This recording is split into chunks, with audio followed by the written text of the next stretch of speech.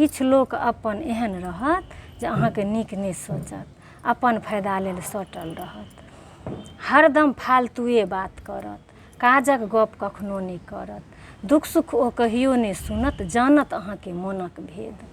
ओ 6 महीना तऽ आमे लए पूछत, गुजरल मोजरल टुकला भेल, अमील अचार बनेलहुँ, की केलहुँ नहि केलहुँ, टोलमे पड़ोसमे काज उद्यम के अएलै के गेलै, ककरा की देलकै की नहि देलकै, के केहन भोज केलकै, केहन ककरा विदाइ केलकै, के ननदिके केहन गहना देलकै, के की केलकै, इएह सबमे मतलब ओझरेने रहत। अपन जे अहाँ किछु बात कहऽ चाहबै जे बेटी कुमारि अछि, बेटाके उपनयन नहि भेल, तऽ कहत धुर अहूँ तऽ बकलेले छी, उपनयनके कोन छै, अठबाबनासँ उपनयन भऽ जाइ छै।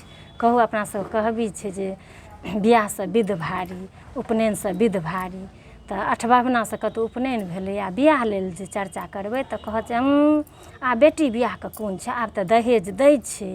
मतलब अपन बच्चा किएक नहि कोटा राजस्थान आकाशमे पढ़ैत रहू, लेकिन अहाँके कहत पढ़ैवला कतहुसँ पढ़ि लै छी, पढ़ैवला कतहुसँ पढ़ि लै छी। मतलब अपन जे अहाँके रहत हेलौ कहबै कि बुझि जाएत, ओ कहत जे आवाज किएक भारी छौ, की समस्या जल्दी बाज, आगि पानिमे हम छियौ ठाढ़।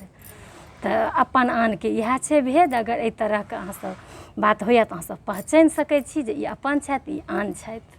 जय सिया राम, जय मिथिला धाम।